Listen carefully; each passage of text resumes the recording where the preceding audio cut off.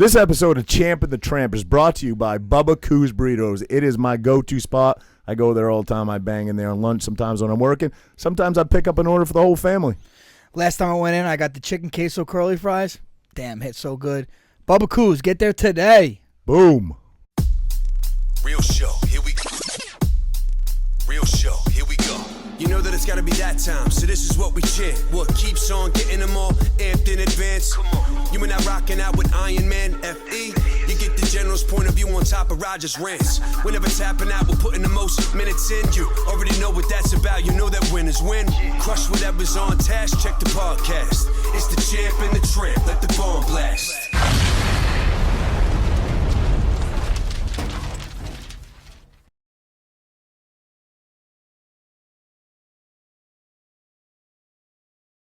What's up, everybody? Welcome back to another edition. I think this is 101 of Champ and the Tramp. I'm down here with my man, as always. Like the Dalmatians. Yeah, Mr. Frankie Egger, my partner in crime over there. I'm a little bit disappointed. I don't know if I wanted to even talk about this, but I'm a little bummed out. I guess I'm not that bummed out because he's going to be in here next week. But my man, not my man, Frankie's man, our guy, Joey Diaz, was supposed to be on the show tonight. Yeah, he's supposed to come, but he has a little scheduling conflict. Yep. But next week, we're going to run it back and get the fucking Uncle Joey. Yeah, I'm excited, man. Yeah, man. That guy's a special dude. That's a good interview right there. He's one of the funniest guys He really ever. is. He's a Jersey guy too. His thing is making movies. Somebody should fucking make a movie about his life. Yeah. Oh, dude, he has a crazy. Oh, he's got a crazy story, man. Crazy. I mean, he talks about it. I think that's why people relate to him and like him so much, is because he's just candidly honest and talks about every aspect of his life, even the things he's most ashamed about. Like, he had this podcast that he did, I think it was called like the Cocaine Chronicles or something, about all his coke use, and I actually learned some shit on there I didn't know. Did you know? I mean, you're gonna look at me like an idiot because you always do that. But well. Did you know James Gandolfini had a serious coke addiction too? I did not. I did not know that. Wow. I heard him talking about it and saying that there would be days where Gandolfini would not even show up to the set of a movie. I don't know if movies or was this during Sopranos? No, I don't think it was during Sopranos, but I think it was after. And he would show up like the following day and be very apologetic and say, hey, listen, I'll cover production, which would be like $120,000 for the day. Wow. I'll cover the day's production, Well, how much the 8-ball cost too? yeah, I don't think that played into the finance factor much, but 120 G's for covering production for a day, especially on a big money set that he's on, that's crazy. You think you think you need more cocaine than I do? Eat? Do you think you need more cocaine than I do? Judging off my limited drug use, I would say yes. Because your limited drug. What is your limited? Because how'd you attain this knowledge from your limited because drug you do use? shrooms on a regular basis, right? Okay. And you seem on a regular basis, but I do them fucking every once in a blue. Okay. You seem to get where you want to be and feel how you want to, and you seem to be able to micromanage that by giving yourself the proper amount. I've done shrooms twice in my life, and I feel like I didn't get anything off it either time, and I took more the second time than I took the first time. You're still taking baby amounts. And the first time I took it, Jesse was like, yo, that is going to get you fucked up, So I thought, it's not, I'm not like you're baby. A fucking giant, well, Roger. then the person that's giving it to me, give me more. Okay, all right. But cocaine, you think the same? Listen, I haven't done. What makes sense? And drinking's the same. Have you ever done cocaine? I have tried it before. I don't like it, but I have tried it before. Who are you, Bill Clinton? I did it once, but I didn't snort. Yeah, I didn't snort. I had it in my nose, but I didn't snort. Yeah. I mean, back in the day, I probably haven't done it in 15 years, but back in the day, I would, I could see you doing that. I would partake a little bit. I was more of an ecstasy guy because you pop a pill, you're good for a couple hours. Yeah. Coke, you got to go to the bathroom every 15, 20 honestly, minutes. Man, I just don't like it. It's like as soon as you do it, you don't feel good. Yeah, I feel like. And you're constantly rubbing your nose, and I feel like it's everybody. A dirty bag type of thing too. And I feel like everybody knows you're doing it. Yeah. You know what I mean? I feel like everyone. Listen, when you're fucking in, you're like, you're fucking got fucking my 2 pills. Pop 2 pills True. to my pupils swell up like 2 pennies. But I feel like with the jawing, which you absolutely do on ecstasy and Adderall and Coke too. Sometimes, yeah, right? Coke. Yeah, you do it with Coke too. That. Yeah, for sure. But I feel like you can make a mental note if you know you're doing it. You can kind of try to control it a little bit. Yeah, or Adderall. Adderall makes you do it too. You can kind of like be like, oh shit, I just caught myself, John. Don't do that. You know what I mean? And I would do something like this. When I took ecstasy, I would put my shoulders up. I'd want to know for some reason. It felt good. I did it one time. Really? And every picture you see, my fucking shoulders are up. But I don't know why. Like, dude, my fucking traps were sore for fucking weeks after. I just remember Mitsubishis were the ecstasy that everybody Mitsubishi Turbos. They were called Mitsubishis, and Double stacks. everybody wanted double them. stacks. No, and double stacks. Yeah, double. Did you stacks know ecstasies? But way before this was even before probably me and you. Maybe you're a little bit older, but took them. They were called moons and half moons. I didn't know that. Yeah, no. Yeah, around here at least. Yeah. Isn't it funny though? Like when I was doing the club scene or whatever when I was younger, when I first came to Jersey, like ecstasy was it. Everybody was after ecstasy. But it feels like every decade or so, there's a drug. Something changes. It used to be like Quaaludes, right? And then it was Coke honestly, for a long time. I don't think anybody does Coke anymore. I heard of Quaaludes in Scarface. Another Quaalude in the morning, she'll be okay. But then I really learned about Quaaludes in Wolf of Wall Street. Wolf of Wall Street, yeah. Kind of makes you want to try one. Remember where you found the old ones? They were like a certain vintage year. Lemons. Yeah, and he's like, I totally passed the catatonic phase, went right to the cerebral palsy phase. And they didn't hit because they were dated pills or whatever. They didn't hit them right away, so they kept taking more. Yeah, delayed release or something. Yeah. And then it fucking hit him all at once. Oh, my goodness. And that's when he took his Lambo out and ran into everything in the from the. But listen, I'm a guy. I don't know, like talking about this, but I'm a guy. Like I do feel like this. I feel like there's some people that could do drugs and not get addicted to them. Mm-hmm. And there's some people that cannot do a drug or cannot have a drink because they're fucking headed right to the coke dealer or headed right to the fucking heroin dealer. Now, is that a personality trait or a genetic trait? What do you think? Probably a little bit of both. I'd imagine, right? It's like anything. Yeah. But like, I feel like I'm the guy that probably could do any drug and not do it again. Well, I feel like you've checked a lot off the list. I have, but there's some I had. As a kid, I just knew growing up. I'm like, I was always a little experimental. Whatever, we're getting out there. I had a couple of drinks. We're getting out there, right? All right. I was a little experimental, but in my mind, because what you hear, they say. I said I'll never do heroin and I'll never do crack. Mm-hmm. And I've never done any ones, but I have done like a fucking rock cassette, which is pretty much fucking heroin. To be real. Yeah. Well, it's a legal version, I guess, but. Right. Yeah, you don't want to be injecting shit in your body, other than steroids. Maybe steroids are all right, but are they? You've crossed to a new level of low. Anavar is good. Anavar, Winstrol, Decanate, D-ball, D-ball, Astronol. What's the other one? Astronol. I don't know. I never heard of Astronol. No, what's Anavar? Anavar. Yeah. Yep. What Trembolone. What? Each steroid has a specific thing it does? Pretty much, yeah, for the most part. And I'm not going to pretend that I'm an expert on it, but your body naturally produces testosterone, right? Which helps give you strength and power, and so obviously if you're putting man-made testosterone in you, you're increasing that level, which is. Or you're just evening it out. If you're older, yeah. If you're naturally producing it as a younger person, which most people are, you don't need it. But as you get older. There are. But that's what I hear, though, is when you start abusing it as a younger kid, though, it fucks with your levels your whole life. Right. And then, like, you got off of them, and your body's like, holy fuck. Right. You become depressed. They say testosterone has a lot, like those TBIs, people have TBIs. Yeah. A lot of it has to do with their testosterone levels. Their tests can't replenish, I guess, when you have TBI for some reason. Meaning, if your test levels are low, you become depressed and stuff. That's why they say, Yeah, I forget, what is a normal level? 3 to 400 or something for a male, something like that? I remember one time mine was 1,300 something. It was like fucking crazy high, yeah. Was that right after a fucking shot in the butt? No, it was after running like a full cycle, probably like 3 months into it or something, yeah. But you got checked because why? You wanted to? No, I tried to always get routine blood work. I think you're supposed to get it like every 6 months, and I wouldn't say that. But I never ran, bro. You're supposed to do that if you're like hardcore, you're IBBF pro, or you're, I never pounded gear like that. I never like abused gear. I was more like a maintenance cycle type of guy, I never, I don't think. How about the first time when was the first time you did it? first time I ever did it. I told you the story. It all came down to girls. That's what it all came down to. Yeah. You know, girls in Jersey want fucking gym buff, fucking tan Guido dudes, The girl was lifting more I weights than you? wasn't it. I remember a girl made fun of me one time. We were leaving, made fun of me and my friend. We were leaving. There was 3 of us. It was me, my buddy Scott, and another kid. And Scott was a good-looking kid, and he was a little more hip and a little more. He dressed cooler, trendier, you know. And he'd run gear. He had some muscles, and I at that point had done nothing. The kid that was with us had done nothing, and I was new. I was very fresh to Jersey. I might have been 23 years old, maybe something like that.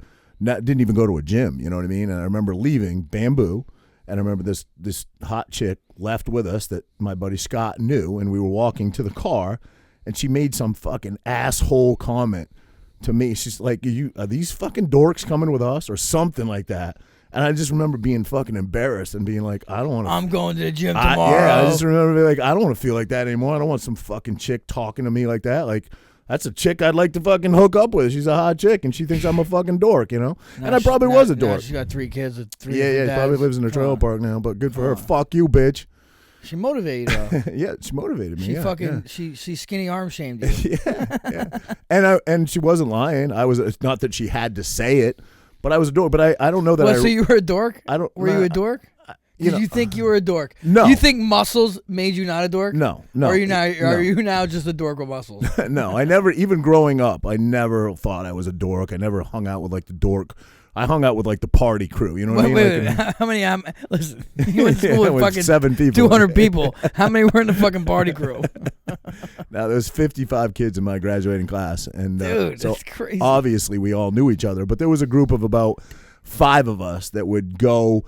We were all into like ATVs and dirt bikes and drinking beer and shit. So we'd go to my buddy's camp every single weekend on the lake, go water skiing all weekend. We go out on the dirt bikes, and we all had quads and dirt bikes, and that's what we would do. And people would come up there during the weekend and like party with us. But you know, then you had the jocks that were hardcore, like playing sports and shit. But like you in your town, you had jocks and you had dirt bike people. But on the level of small town living. Right. Not, no, I get it. You know I what get it. But I'm just saying, like, you don't have many fucking people. Right, but you said still had 55 you fucking. still had people that were diehard basketball players. Listen, and you had 55 people in your graduating class. Right. I think there's 55 kids on fucking Toms River East football team. Yeah, you know what I'm saying? Yeah. Like, that's just crazy.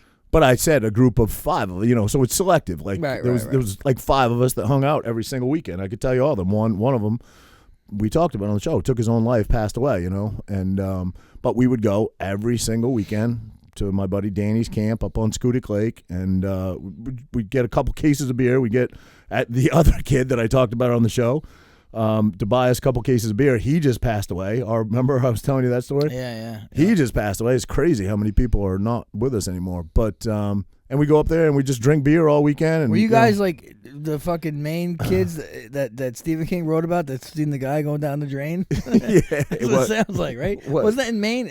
Wasn't it take place in Maine? I say that about every Stephen King movie, but the last time I said it, I was wrong about Stand By Me. That was it wasn't in Maine. That was Oregon or Washington, right? Yeah. So I don't know where that took place. I would assume, but I don't know. We all float down here. Yeah. Georgie, they all float down here, Georgie. So anyway, yeah, you definitely had your different cliques, your different groups, and I was like the party kid. You know what I mean? And I was that way from the time I got into high school. So you were known as a party kid. Do you think like you had like to carry that when you walked in a place that you start like banging bears off your head? I was cool in Maine. Even though I was skinny, I was cool. People, you know, I never ever got the vibe like I wasn't cool or people ever picked on me or made fun of me. But then I come to Jersey, and now instead of being like a big fish in a small pond, I'm a very small fish in a big pond.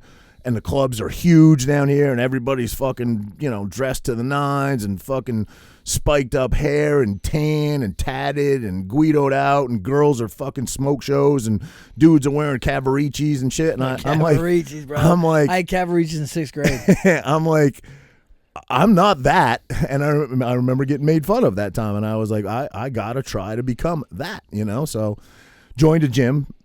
obviously day one you don't start jacking fucking juice, but got to know some people and was like, bro, you don't work out any harder than I do. Why are your fucking arms twice as big, Like, hey, you got to run a little gear. So the first time I ever did it, the guy that I was just talking about, Scott, that left the club with us, that he fucking actually shot it in my arm. Yeah.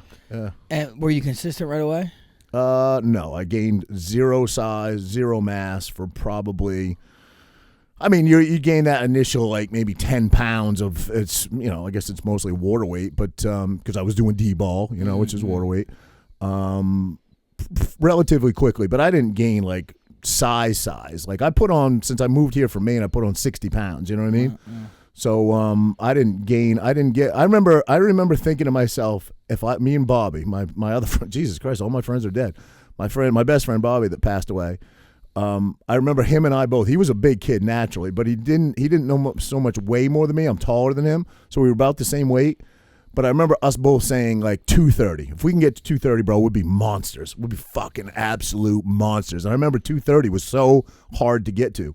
Like 230 and bench pressing 315 was like I felt like it took years. I couldn't get to 230 and I couldn't bench press 315 for years.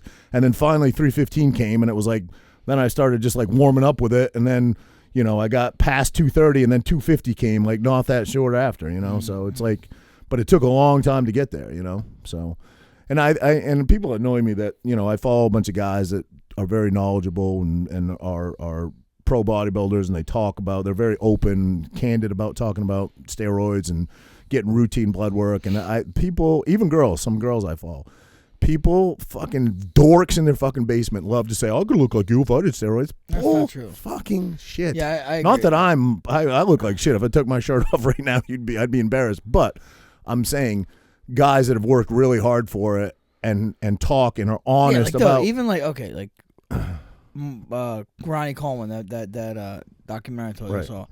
You ain't getting like that unless you're a fucking obsessed freak. First of all, he's a genetic freak. Yeah, I know, but I'm saying like he's 1 in a million, bro. He's 1 in 100 even million. just people that are born like that, Right. they're not going to be like him unless they're a fucking maniac. Right.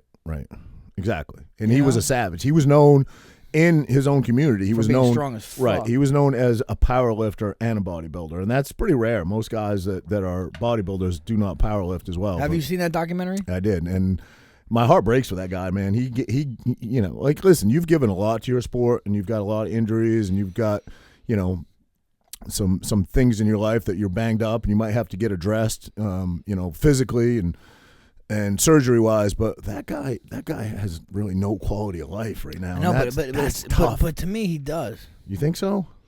He still works out every fucking day, bro. But he wheels himself in a wheelchair. I know. To the bench. I know. And then gets out of a wheelchair. That's because you went so fanatical and you went so hard and you lived your dream, which he absolutely fucking did. Because he says in that documentary, I have no regrets. My only regret is that I didn't squat 800 pounds four times rather than 3 times or whatever. You know what I mean? So he's a savage about it. But do you think there are nights when he's laying where he's like, it wasn't worth it? There has to be, right? I mean, I don't know. He seems like he's that anomaly though. Right, but when you reach a pinnacle of what you're chasing, like, for you it's fighting, for him it was bodybuilding. When you reach that pinnacle, and then you start going downhill from that, it's not like you just turned it off. It's not like you just turned that switch off in your head. And like, he's still trying to be the best, the biggest, the baddest that he can be, and he's never ever going to get back there. That has I don't know to if he's trying to be the biggest. He retired, He did. He's just doing it for his mental health at this point. You think? Yeah, 100%. Remember when in that documentary, the documentarian asked the doctor, like, do you think it's good that he's working out? And the guy's like, for his back injury? No. Absolutely not. He's like, but for his overall health? Right. Yes. And I fucking totally get that, bro. Yeah. Yeah, no, definitely. You gotta think there'll ever be a day where Frankie Edgar can just take a month, you know what I mean? No. And just not I don't want to grind. You don't think there's ever be a day? No. A month? No. A week, yeah. 2 weeks maybe, but a month. That's why I said a month, because I knew if I said a week, you'd be like, on vacation, I can do it. But like, no more than 2 weeks, never. I mean, even from like, if I have to get a surgery, I'll find a way to do something within 2 weeks. Right. I'll have to. Is there a level or a line that you would get to where your quality of life, I'm not saying you're there now, not at all, but where your quality of life is so diminished, you would say, okay, I'm doing more damage than I'm helping my personal life. I know you're going to say, well, working out is part of my personal life. I'm talking about your family life. No. Where you say, okay, that's it. I have to step away. Or do you feel like it would be so damaging to your mentality you could never do that? Yeah, I don't know. Even if you're right hurting now, yourself. I could never do that. But I mean, who knows Right. what I'm really weighing? You know? Yeah. I mean, obviously. If you're wheeling yourself Yeah, I mean, it's tough. to your It's kids' tough. football game, And if you're sitting on the but sideline in a wheelchair, I know. do you say that's enough? No, okay, yeah, but I'm saying, like, well, okay, so if we're saying we're playing scenarios, I know what you're gonna say. is that scenario like, okay, if I stop training, will I Right, be you can okay? get back, Well, of course I'll do that. I think the key is for anybody, you have to stop yourself before you get there. Yeah, That's the right, key. I was right. giving you an extreme example, Right, obviously, but right. you have to know when to say, listen. Dude, I don't know. There's a lot of people before me that's done some crazy shit before me, and they're still there, and they'll start doing it. So, Fighting? Who? I'm not saying fighting, bro. Just being Chuck fucking. Liddell? Who? No, just being. Not saying fighting, bro. I'm just saying being savage. Yeah. There's plenty of guys out there. You know. Yeah, I suppose. Yeah. I'm gonna get fixed up and whoop everybody's ass. It's tough, man. Your mentality is, your mindset is probably your strongest, and heart. I think they go hand in hand, but that is definitely your strongest attribute. And I don't know that your body can always keep up. I mean, No, you just turned 40. Yeah. I'm not even saying, like I said, competition wise. I'm saying just being able to do what I want to do. That matters to me. Yeah. I'm a week removed, pretty much, a week and a half removed from my fight, and like, I'm already fucking like fasting and shit because I feel like shit, and I don't like the way I look. Right. I don't like the way I feel. Imagine being me. I went to the gym. Imagine today, being you know me. what I mean? Like I just know what type of person I am. Yeah. I'm already trying. I'm in the sauna, going 40 minutes and 200 degrees straight, just because I'm mentally trying to push myself. We have speaking of things of that nature, we have the Wim Hof class coming up with the Errol Dahl. What is that? December 7th. 7th, correct? Yep. 7th. So that'll be interesting. Yeah. I've never done anything even remotely. You've never done close. cold plunge ever? Never. I mean, I've jumped in cold water, but I've never done an ice bath. The Polar bear plunge, bro. What was that for 30 seconds? No, it's just Not about even? breathing and relaxing, bro. It's really what it is. I'm saying this is the art of getting comfortable in that very unreal. Bro, that's everything. That's life. Well, yeah, but That's you life. compared it. You compared it to the polar bear plunge. There was no time to get comfortable. But it is. That's what life is. Right. Getting comfortable, being uncomfortable. Yeah, well, that's the art of Brazilian jiu-jitsu, right? It's being It's comfortable. It's the art of life, bro. Right? Yeah. Everything. Yeah. Jiu-jitsu is a way of life. Would you say whose quote? Everything in life's a fight or whatever. No, fighting is the best thing a man can have in his soul. Right, That's Enzo Gracie. Enzo Gracie, yeah. And it's true. Like, everybody fights every day. Maybe not physical fist fight, but you fight to get out of bed. You fight to fucking buckle your pants sometimes. Am I your fattest friend? Oh, you're definitely the biggest. The biggest friend.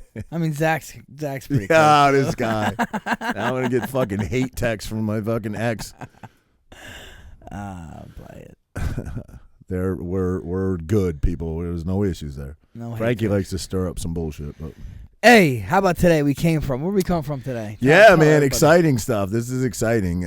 We mentioned it before on the podcast, but we had an opportunity. Got a couple acting roles offered to us, and they were very small parts. They've actually since changed to be bigger, nothing huge, but bigger parts than they were. And we just met with the director and had a really good talk. I mean, I'm nervous just because I'm naturally nervous and anxious guy about things like this, but I also like testing myself. I think that's what life's about, right? So, my first reaction when it was offered us was, fuck no, I don't want anything to do with that. And then I thought about it a little bit. And I was like, why not? Why not? So we met with the director today, he was also an actor, been in a lot of things. Had him on the podcast. City on the Hill. He's been on the podcast. Kevin Interdado. Yeah. And I never pronounced his last name right. Is So that right? I think that was right. Thank you for handling that. I always get his last name wrong, but super nice guy, and had a great meeting with him. And yeah, we're excited about it. So we should start filming next month. Yeah. Yeah, I'm kind of pumped. I mean, I've been in, did a little acting, not real big time or anything. I've never done any acting. I mean, a couple commercials. I don't know if you call it acting. I just played myself for the most part, so that's pretty easy. Yeah.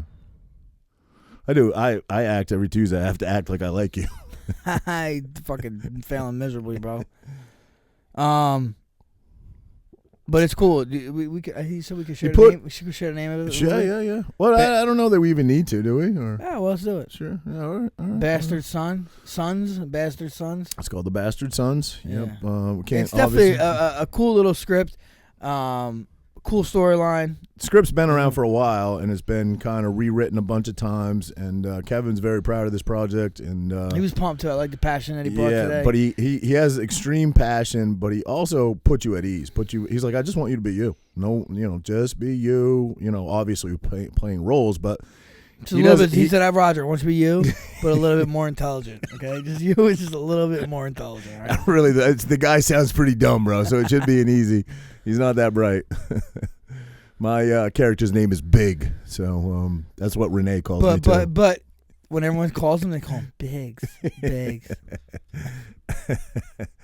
So yeah, man, it'll be cool. We originally had a bunch of scenes together, Frankie and I. We kind of we got one scene together now, I think, right? Yeah. He's bent over grabbing his ankles. Well, you ain't getting up that high. What do you want, a step stool? Yes. Oh shit. Yeah, so we had a couple drinks at the meeting, so feeling kind of loose, feeling good tonight. But yeah, it would have been great to have Joey on, but we're excited. Next week, he promised us he'll come on, so yeah, excited for that, man. That dude, obviously, anytime we have a guest on, I do a little research, kind of get familiar with the person and what they've been involved in. So I spent the last couple days like watching a lot of Joey Diaz stuff. And I've been watching Joey for I mean, obviously, I knew who he was. Yeah, I get it, but I it's kind of funny. I was always fans of Joey. Yeah. Obviously from Rogan, and I remember Joey Longest Yard, Joey, just clips and shit. And then I remember seeing him at a UFC event, and he was like, "Hey, what's up, brother?" I'm like, hey, what's up? He's like, talking, he knew I was from Jersey because he's from Jersey. And he's talking about Jersey. He's like, you motherfuckers from down the shore, you great. He's like, craziest fight I ever seen was a Mr. Breakfast. It's the craziest fight I ever seen in my life, Mr. Breakfast. You motherfuckers from the Jersey Shore, you know how to get down, bro. You guys are fucking crazy, Speaking of that, they're building onto that, aren't they, Mr. Breakfast? I think I saw that. Yeah. I don't know if he's talking. There was a Mr. Breakfast back in Seaside back in the day. Oh, was there? Maybe that's. So I don't know if that's the one he's talking about or the one on 37, but yeah. Yeah, he's got some great stories. I mean, he's a typical Jersey guy. He came down to fucking some Seaside of the to hang shit out, today I was listening to. I mean, obviously we want to give you a good interview, so we'll save most of it. But it's just one of the things I heard. He battled addiction for a long time. Cocaine was his drug of choice, and did a number of time in halfway houses and things like that. But he would have to get drug tested, and he would fucking put pool cleaner on his. He's like, I'm uncircumcised. So I'd put it on the fucking head of my dick and I'd cover it up with my foreskin. And then when they'd piss test me, I'd fucking roll my skin back. I'd dip my dick down in there, and the pool cleaner would fuck up the test every day. Never got me. It's like they never got me. I mean, that's a level of addiction that you're an addict. Degenerates on Netflix? I haven't, no. It's like him, jeez. Who else is on there? Christina, Tom Segura, his wife Christina something. His wife's on there. What's the premise? What's it about? No, it's just stand up. Oh, stand up. Yeah. I saw some of the stand up. I don't think I saw 25 minutes. Okay. But it's good. I heard him kind of ripping on his stand up space. Like, I did 2 specials, they sucked. They were fucking. That's what I like. He's very critical of himself. Yeah. Yeah, again, I don't want to put all. I got so much shit to say, but I don't. When we have him on, we'll bring it up. But he was on Saints and Newark. You can tell. Yeah. He's which was a great movie. He didn't have a huge part in that, but he his nailed fucking it. line, "I'll eat her shit." Yeah. That's right before he got shot. Yeah. Oh shit! I probably just gave that away to a bunch of people that haven't seen it yet. Spoiler alert. Sorry about that. He got shot with dart. He was good after that. What else, Frank? What else you got? How's your day? You're what do I want to talk about? Oh, Kyle Rittenhouse? Yeah. What's your take on it, man? I'm interested. Listen, you know what? I'm learning. Okay, let me talk. You asked me a question, and you fucking started talking. I don't know how that works. Well, I didn't finish the whole question, but go ahead. I'm just saying, like, when I first heard everything, right, before, when I kind of almost heard stuff from I don't want to say mainstream media, but it's media stuff, right? Well, what's called media. I was like, man, why is this kid over there? He's looking for trouble. You're a 17-year-old kid. Right. The fuck you doing? You're not even from this place? Mm-hmm. You're there looking for trouble. But then come to find out, his dad, his sister, whoever lives in that fucking town. And he lives 20 minutes away. Correct. Right over the fucking state border. Yeah. So it's not like he's that far. Right. It's his dad's fucking house. He's helping his dad's business, was it? Or no, his friend, someone of his dad's friends' businesses? Right. Whatever. Right. But, like, okay, that like, I would fucking go, if my dad's in a fucking place where shit's wilding out, I'm going to go help my dad out. He also worked in Kenosha. Right, I'm just saying. But I'm saying. He considered it his community. And then the dudes ran up on, like, the guys that he fucking killed were kind of like scumbags from when it came Listen, out, nobody right? deserves to die. You know, obviously. Some people do deserve to die, bro. You're wrong. Some people do deserve to die. Okay, all right, but I mean, you know, I feel like this is not the first time we heard of this. George Floyd was the same thing. You know, the guy didn't live that great a life, but he didn't deserve to die. You know what I mean? I'm not saying that anybody deserves to die. No, however, here's the difference. Here's the difference. When you're being attacked and you're in fear of your life, which if you really watch the case and you watch the clips and you saw what was done to him, that he was chased down and that he actually had a loaded handgun put in his face, that he was hit in the head with a skateboard. If there was ever a classic case for self-defense, in my opinion, from what I've seen, and of course there's going to be people out there that disagree, that was the most classic case of self-defense that there's ever been. You know what I mean? Mm-hmm.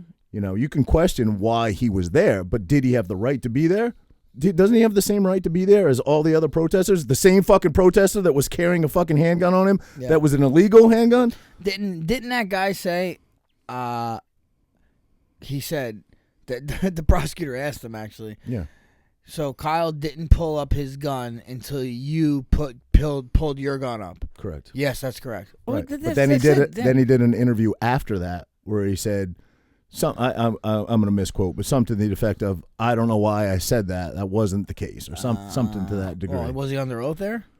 No. When was he under oath? Is what he said. Right. Yeah. His lawyer was with him, but yeah, he definitely sort of changed his story afterwards. But and again, listen, I'm not advocating going out and shooting people, whether they're scumbags or pedophiles or not.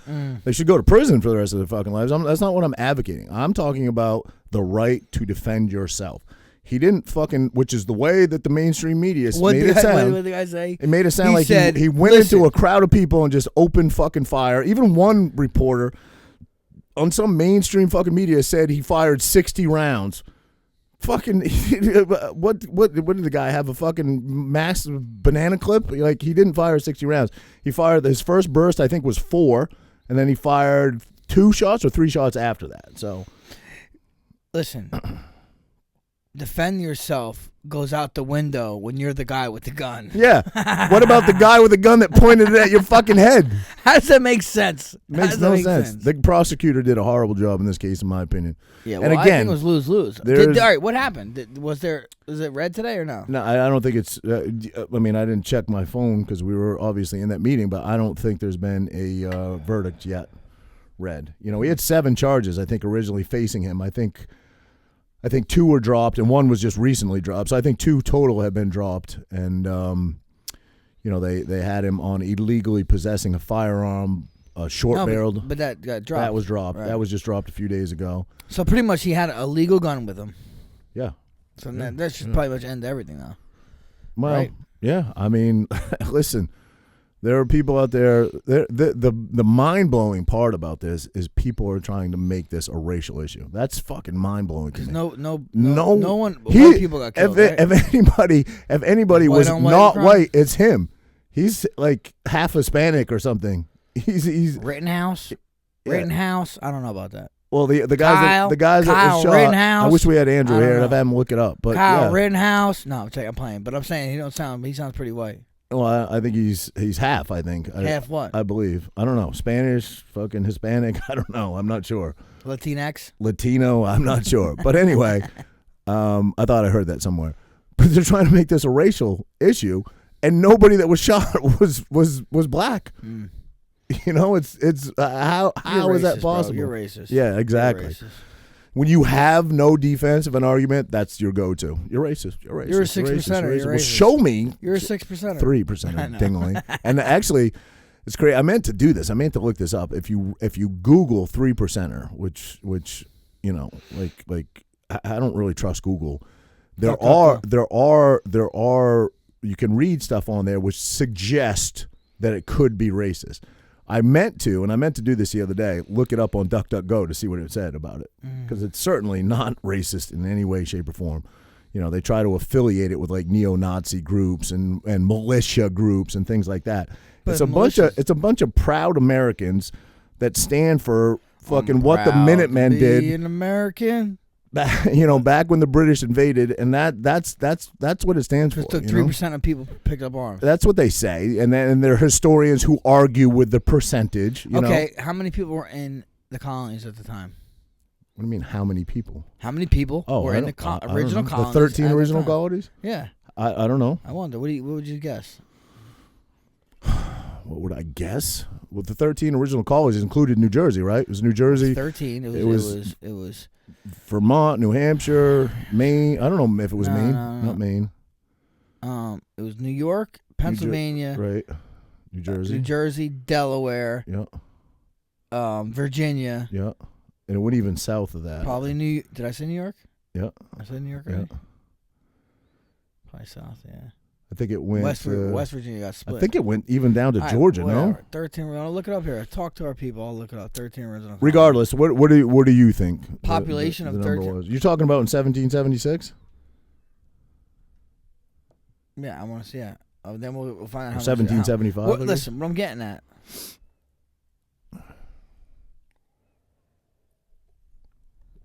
Is that 3% could be a realistic number because 2.5 million people living in the 13 colonies in 1776. Okay, so now 2.5 million. Do your math. What is 3% of that? Well, 3% of a million would be 300,000, correct? Or 3,000? No, 30,000, wouldn't it? Oh, 30,000. We're bad. All right, so 30. I have no 60. Excuse. You get punched in the 60, head. So you got about 70,000 people, roughly? No. Yeah, 75,000 people. No. Yeah. Wait, what's the question? You said it's 30, right? 30, 60. So what is 15, 3% 75,000. 2.5 million? 75,000. 3%, 2.5 million is 75,000. I said it right. Look at that, motherfucker! I said it. Okay. 75,000. All right. So 75,000 people took arms and took over and beat the British. No. Is that what you're saying? Is that how it worked? Yeah, that's what the 3%er stands for. Yeah. It was 75. Paul Revere, bro. Paul Revere rode his horse through the town. The British are here. The British are here. And the Minutemen militia, right? You ever hear Paul Revere by Beastie Boys? Yeah, it's a great song. I know the words. It was the first album I ever bought. Yeah, it's great. Someone plays, I could say word for word. I'm sure. But yeah, man, and you know, I feel like when I. You know, obviously, when I met you 20 years ago or whatever, but I started doing the podcast with you. By the way, I always say a year. We're creeping up on 2 years. We'll be 2 years in December doing this podcast. You were not a gun guy at all, and you've become. No, I had a gun. I had a gun. You had your 9mm when I did. Correct. When I started doing the podcast. I had a 9mm like 2010. Really? Yeah. Okay. Yeah. All right. Maybe you did. But no, you're right. I was a little different. I definitely supported guns. I supported people's right to have guns, but I didn't. You weren't a gun enthusiast. I didn't quite get it. Right. That's what I did. I didn't quite get it. Right. And now I get it. Do you believe that it is our last line of defense against tyranny? Yeah. It's our only fucking line of defense against tyranny. I'm fucking coming, guns blazing. No. Well, according to Biden, they're just going to drop nukes on us. So. No, I'm joking. I'm just joking. FBI. No, I'm just saying. Listen. I'm a constitutionalist. I'm through and through a constitutionalist. I think those our forefathers knew what they were doing. Which four? You said that last time I said that. Did I? And they're much smarter than the people in charge today. You think? I do. And I believe that they put that in place for a reason. There's no way. Look what's going on in Australia. I think it's the way they got it done. I think the way they did it, the checks and balances, they definitely looked ahead. But like, man, do you think these forefathers? Well, there have been amendments to the Constitution. I know. I agreed, but I'm saying, no, this is what I'm saying. Okay. Do you think the forefathers could have imagined what today is. Are I don't you think so. Are you defending those that say, we didn't know they were going to be? No, listen, I'm not fucking treading on your constitution, pal, okay? I'm just talking in general. Do you think that they could have imagined what today Give is me an like? example of what you mean by that. Are you talking about like automatic weapons? No, I'm just saying like just our society today. Like the media, the technology. It would have never everything. It would have never been allowed if they, like what would have been allowed? Like the tyranny that's going on today. It would have. I feel like it would have never been allowed. It would have been stopped before now if we had an honest and just political system, which we don't. But so do you think that politics they're supposed to work for the people? The people are in power. The people are in charge. It's not vice versa. The government. Remember what I think Andrew was talking about. So at the tipping point, which I can't tell you exactly where it is, but at the tipping point where it began to go the other way. And people became fearful of the government, and the government began to rule the people rather than them just being there to protect our inalienable rights, right? I feel like our forefathers, if they were around, they would have stepped in at that point. The problem is so much corruption happened, and so many people. There's no term limits. There's that it became an unstoppable thing, and now it's just manifested into really. It's now in many aspects the people against our own government, because we don't believe in what they're doing to us. We're the only country in the world with a constitution, I understand that, yeah. We're the only country in the world with a First Amendment. That's why for so many years we were the greatest country on planet Earth because we had those. That's why no matter how many people shit I do think our country's the greatest. It's the most sought after. I do. It's the most sought after for anybody to come to. There's a lot of other countries that are still doing their thing, right? And I think if you went and interviewed anybody from those countries, most of them, not all, most, they would say their country's the greatest, and I'm okay with that. I'm an American. I'm going to say my country's the greatest. All right.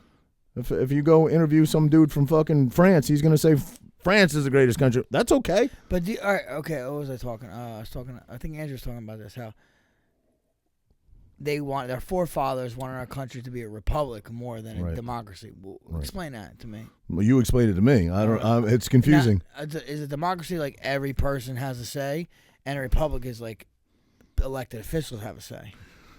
Yeah, is that how it works? I don't know. Well, democracy, right, is we elect those officials, right? And correct, but they're elected, right? It gets confusing because then you have like the electoral election, which was put in place to give every state an equal and fair vote, despite the population of that state. Yes. My fingers just don't do good with the phone. Go ahead, give me the answer to that, pal. I'm interested. I don't pretend to be a historian. Okay, a republic, mm-hmm. a state in which supreme power is held by the people and their elected representatives. Okay, that's what we need. Okay. I would imagine, right? Okay, right. Yes. Well, let me hear what democracy is. I'm just saying, democracy, a system of government by the whole population or the eligible members of a state, typically through elected representatives. So what is the difference? They sound very similar. I don't get that. They sound incredibly similar. What is the exact difference? Okay, let's read it again. A state in which supreme power is held by the people and their elected representatives. Democracy is a system of government by the whole population. Supreme power sounds very Nazi-ish or eligible members of a state, typically through elected. How does a republic differ from a democracy? There you go. In a pure democracy, laws are made directly by the voting majority, leaving the rights of the minority largely unprotected. Okay. In a republic, laws are made by representatives chosen by the people and must comply with a constitution that specifically protects the rights of minority from the will of the majority. So then, what do you feel like we should be? A republic or a democracy? Based on that explanation. I mean, it's kind of the same shit, though. It's very similar. Right? It's very similar. It's just that in a republic, the minorities are more protected. A little bit more protected. Right. At least according to thoughtco.com. I don't understand, though. If laws aren't based on skin color, which they never should be, how? Listen to this. I'm sorry. Let's go. U.S. government, while often categorized as a democracy, the United States is more accurately defined as a constitutional federal republic. What does this mean? Constitutional refers to the fact the government in the United States is based on a constitution, which is the supreme law of the United States. It doesn't sound like that lately. Well, then we should be a republic. Correct. No question about it. No question about it. Yeah. I don't know. I learned something today. Yeah, Obviously, we've all heard those. That's what I do for people. But anyway, back to my point. You were not what I would call a gun enthusiast. I guess you did own a 9mm, although I don't know why I didn't know that. We should have gone shooting back in 2010. But you seem to have become more of one, and I think that comes from a place of growing. No, I think it comes from a place of you become. Listen, I'm not going to go to extremes and say, oh, fucking, it comes to we're going to start a militia and go up against anybody that fucking violates the Constitution. That's not what I'm saying.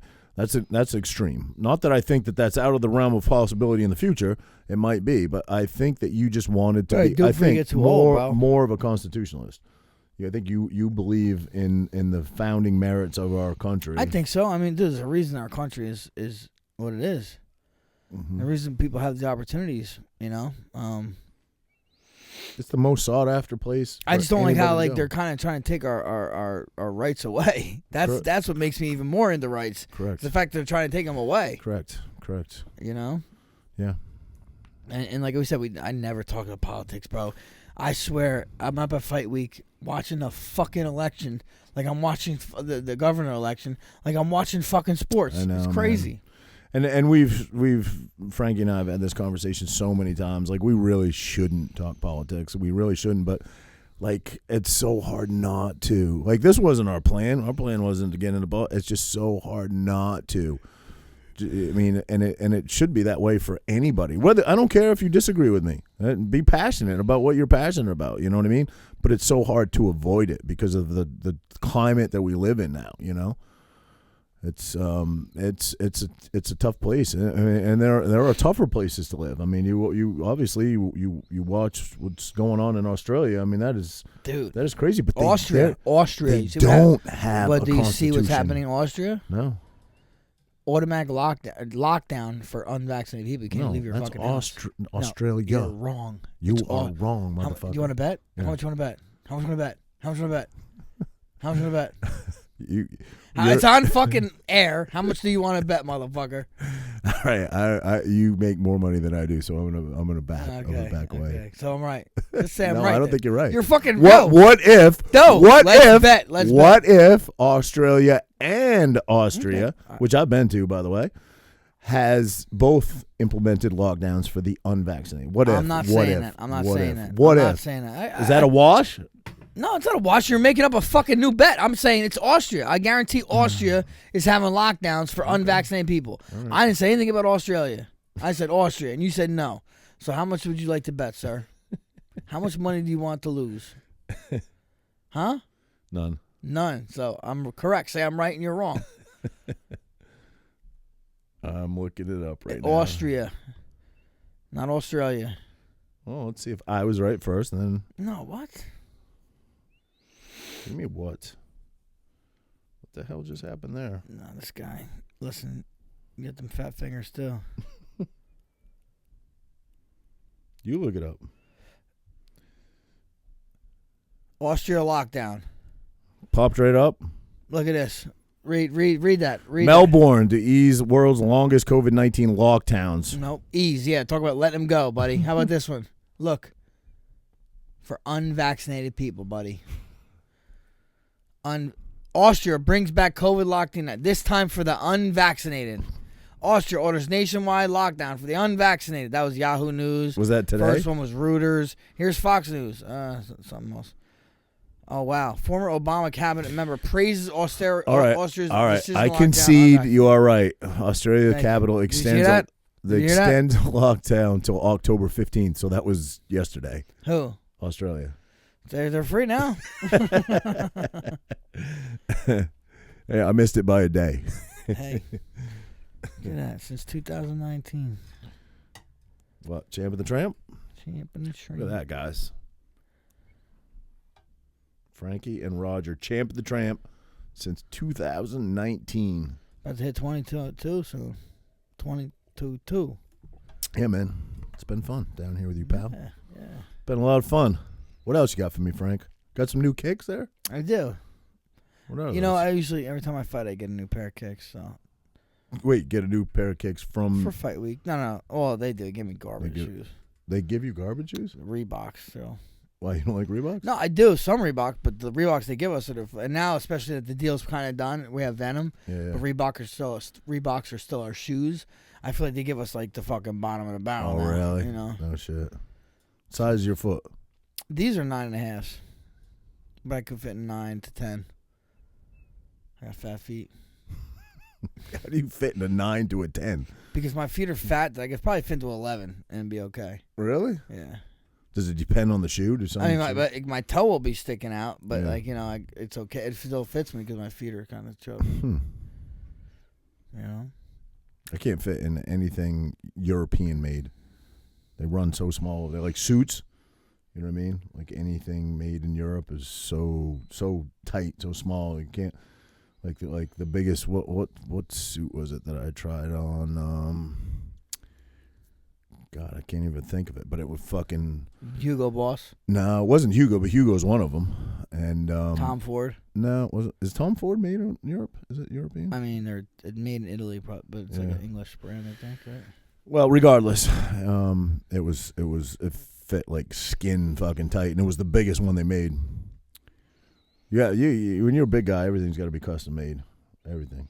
Yeah. Not shoes. I fit into normal size size shoes, but like you think Shaq has to have his shoes fucking? Definitely, he's like 24. I know, it's crazy. I mean, I don't have a problem, sure, doing that. Yeah, well, he's. I'm sure he can swing it no matter what it is. Well, but I'm just saying, people probably make him shoes. Yeah. I like Shaq. You like Shaq? I do. Get on my shoulder, baby jersey. I do. He's a good dude. He's fucking good dude. Yeah, he's a good dude.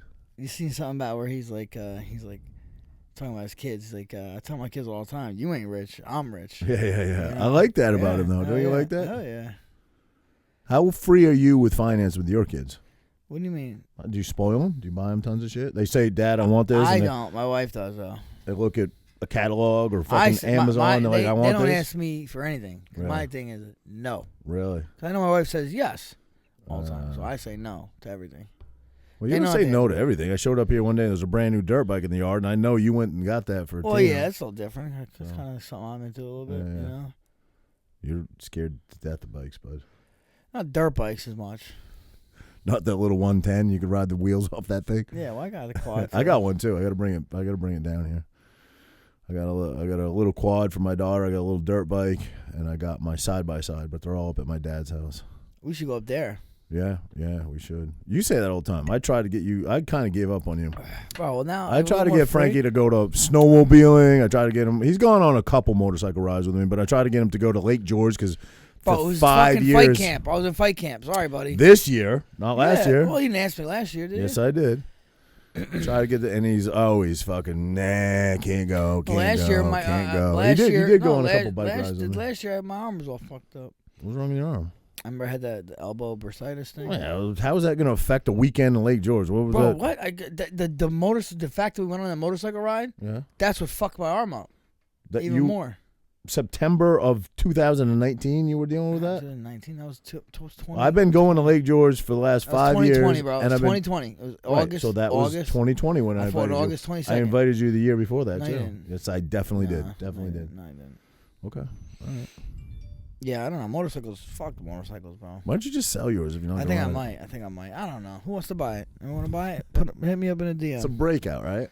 I don't even look at DMs, though. It's a breakout, yeah. What year? 15. It's clean. But it probably got 20 miles on it. How many miles it got on it? Probably hasn't gone through a full tank. Full tank of gas? I had to, bro. I rode to Pennsylvania with you and that. Yeah. Had to.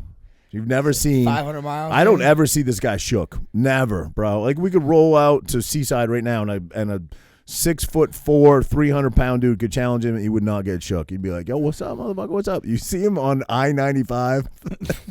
with a dump truck passing him, fucking white knuckling his Harley, just looking straight ahead, like fucking looking terrified. Dude, it's the greatest thing you've ever seen in your scary life. as hell. It's the greatest thing I've ever seen. I remember being on my street bikes when I had the CBR way back. Yeah. This is 07, 08, something like that, and I hit like 2 bumps, hard bumps on the turnpike. I was going like 100, 110 on the turnpike, the parkway. I think I was by myself. I hit 2 bumps. My steering wheel. You got a tank slapper, Start going like this. Tank slapper. Oh my, dude, that scared Yeah, the hell out of me. Usually you can come out of those. Usually it throws your hands right off, but steering damper would help you a lot with that. Yeah, dude. I was like, oh my! I thought I was dead. I was like, if I fell, I probably would have died. They call that a tank slapper, right? Because the bars are actually like slapping your yeah. tanks, but it just comes from your front wheel, just barely touching the ground. You know what I mean? And it just gets a wobble, and it just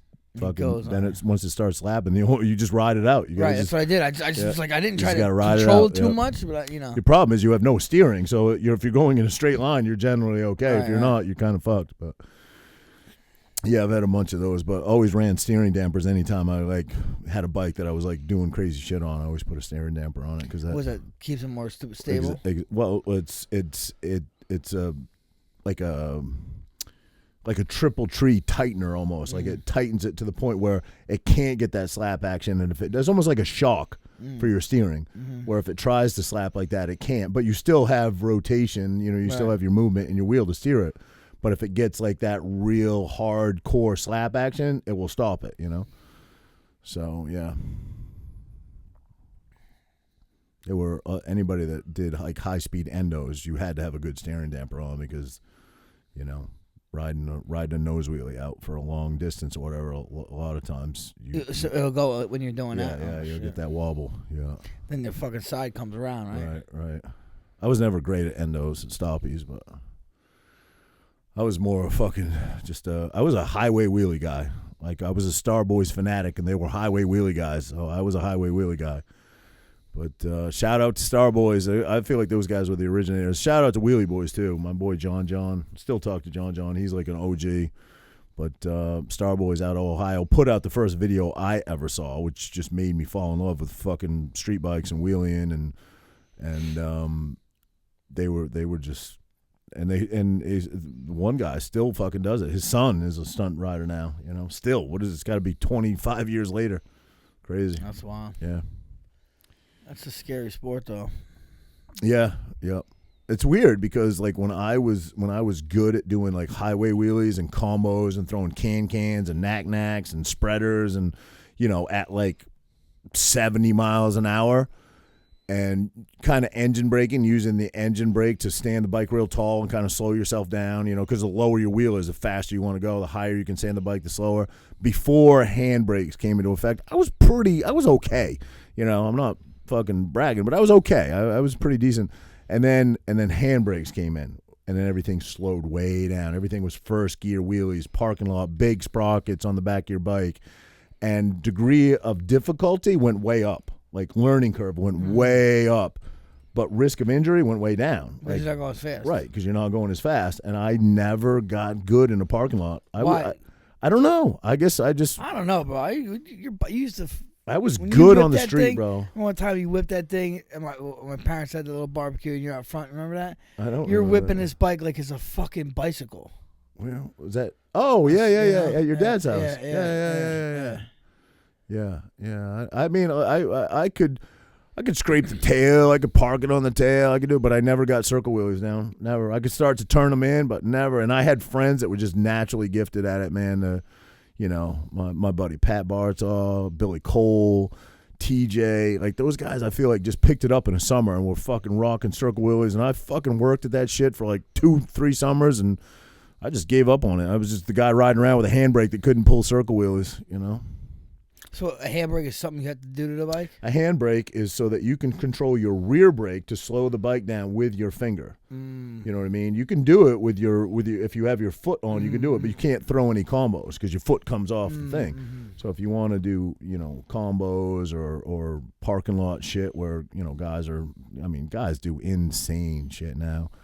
shout out to, I don't know. At some point, my love went from street bikes, which I follow all those dudes, and I like all their shit, and they do like what I was passionate about. Like, you're passionate about fighting. I was never that good because I just wasn't that naturally gifted, and I guess I'm a big guy too. Probably makes it a little harder, but that was something that I really, really got into. Was super passionate about. Totaled a whole bunch of bikes, wrecked my body a bunch of times or whatever. But I still follow all those dudes, old school dudes, and I still, like I said, I still follow the Star Boys, Kevin, Scott. I mean, and I think I follow Kevin. But anyway, but now I see guys doing it on fucking 800-pound baggers, fucking Harley baggers doing pretty damn near the same exact shit that dudes do on 400-pound street bikes that create, a lot more horsepower and stuff. Now guys are doing it on 100 horsepower, 800-pound fucking baggers. Hey, well, you ride. And that's what I ride. Yeah, but I can't do it. Why? The learning curve is. I was just telling you how the learning curve on street bikes, I could never really master it. Learning curve on a Harley is 10 times. Yeah. Still handbraking on it? Yeah. There are guys that have handbrakes on it, but I mean, there's guys out there. I'll shout out a couple guys. Seabear is my favorite rider. The fucking dude is just.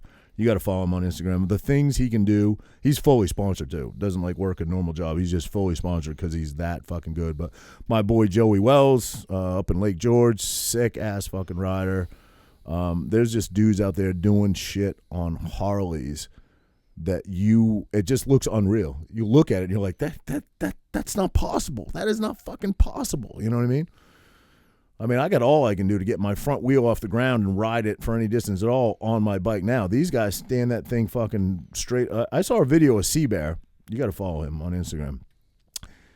Trying to hit 100 miles an hour on like an interstate on a 800-pound full baggered out fucking Harley. Wow. He's like, today we're going, and he got it to like 90. He'll get 100. The dude fucking masters everything he tries. But the thing about Seabear is he started out on street bike, and he's just as good on a street bike as he is a Harley. But I think even he realizes doing it on a Harley is just so much more impressive. Yeah. It's just so much more impressive. Just the weight factor to it, and a bike like that is not supposed to do those things. Yeah. It's not intended to do that. It's not supposed to do that. So I'm a fan. I just want to go on a ride with those guys. I don't want to fucking try anything. I just want to fucking go watch, You want to sit in the back? I do. I'll fucking cruise. I'll ride behind those guys all day long. I got a back seat of his. No. So, you got to make everything gay. This guy got to make everything gay. Where would you put your hand? You got to make everything gay, bro. Everything. You sit in the front? You could. You're a little guy. You could. You get right in playing there. Raji Bear. Oh, because I said Sea Bear, now I'm Raji Bear? Raji Bear. Sea Bear, what's the C stand for? Do you remember another thing that sparked my love? Do you remember the Rough Riders? Stop, drop, shut them down, open up shop. You remember the fucking video? Yeah. With the Rough Riders fucking all those street bikes? That made you got into Bro, bikes? I watched that video and I was just like, I could not stop watching it. I was but you were already wheeling then, weren't you? Well, it was kind of the start of it. Wheeling, definitely. Stunting, like actually fucking pulling off tricks, no. Really? Like I was wheeling before I moved to Jersey. I was like the kid in the small town of Maine that everybody thought was crazy. Like fucking my dad would get calls all day. Like, your son went by my house 120 miles an hour. Like, he's going to kill himself, like I was that kid, but I could always wheelie a street bike, always push the limits. But stunting is a whole different fucking thing. They call them squids. If you think you can stunt but you can't, and I was a squid once. Definitely, I was definitely a squid. But if there was something that I was the problem is like no money in it. No money in it. It never hit. Like, remember I did that thing with Affliction with those stunt riders. I sent two way back in the day. Did you? Who was it? You knew who they were. I don't remember. Really? I don't remember. Harley guys or no, street bike guys? Street bikes. Yeah. They were like a little parking lot doing shit. So it's probably like the handbrake shit. I don't know when that would have come on the scene. Probably like early 2000s. Like, No, this was probably like 2011, 2012. Oh, that's been around for a long time. But yeah, there was a lot of teams back. I'll shout out the guys that Vermont. Green Mountain Outlaws. My boy Chris Coffey from Green Mountain Outlaws. I went to used to go to all the bike meets, back in the day. I used to go to Laconia, New Hampshire, went to Daytona. And I thought I could ride, man. I thought I was a good rider. I thought like, fucking. I just thought like if you put me up against another guy on a cross rocket on a highway, I was gonna show him what's up, And then we went there. 3 of us went there. My buddy Mike, my buddy Bo, and myself took our bikes up there, trailed them up, and we were out like late night ride. I remember I picked up this girl that was working, like she was from Florida. Actually ended up dating her for a while. And she was working a show up there. She was like a bikini girl, at the time. And she was working a show. The venue had hired her. And I got her number, and I went and picked her up. We went for like a late night ride. It was like 2 a.m. And we ended up at a gas station. And we pulled in, and there was a group of bikes in there. And I remember looking at their bikes. They were all on crotch rockets. And they were fucking just beat up, wire tied, beat up, dirty. Like rubber slung all down the side of it. Like the windshields were broken. And I was like, what the fuck? This is a bunch of redneck, hillbilly, piece of shit bike guys or whatever. And they were just kind of sitting off to the side. We gassed up. Girls got off the bikes. We got back on the bikes. They get on their bikes and just start doing all these circle burnouts and fucking, all this crazy shit in the parking lot of this gas station. And I just remember sitting there like, holy, these guys, like, they can throw down like on a motorcycle. Like I've never seen anything like this. You know what I mean? It's shit I never even would have thought of doing. This is probably, I'm trying to think of the year. This is probably like 90. This is probably like maybe 2000, 2001, something like that. And I was like, I got to talk to these guys. So I started talking to them. They were the nicest guys ever. They were called the Green Mountain Outlaws was the name of their team. They were out of Vermont, and they said, yeah, we'll meet up tomorrow. Come ride with us. And we went and rode the highway with them the next day. And this is before circle wheelies, before handbrakes, before any of this shit. And they absolutely fucking schooled us in every capacity, just totally schooled us. Like, I remember at one point I was like, all right, I'm just going to ride in the back because everything I can do, they can do 10 times better. And then we ended up going to this like dead end street. They were showing us how to ride out like stoppies. They had like a kid that was good at everything. Like this one kid, God, I can't remember his name now. But anyway, he was really, really good at riding out endos. They had another kid that was on a Hayabusa that could do like the longest rolling burnouts you've ever seen. And again, this is like in the very, very beginning of people stunting, you know what I mean? Or freestyle, I guess is how they call it. But I was just so impressed. I was like, I want to do that. And then I just started beating the shit out of every motorcycle I had after that, learning how to do tricks, Am I boring you? No, it's good. That was cool. I was wondering when you blew the guys that did the fucking did the things. Just wondering when that happened. All right. Sorry, I went on a little bit of a rant there. Sorry about that.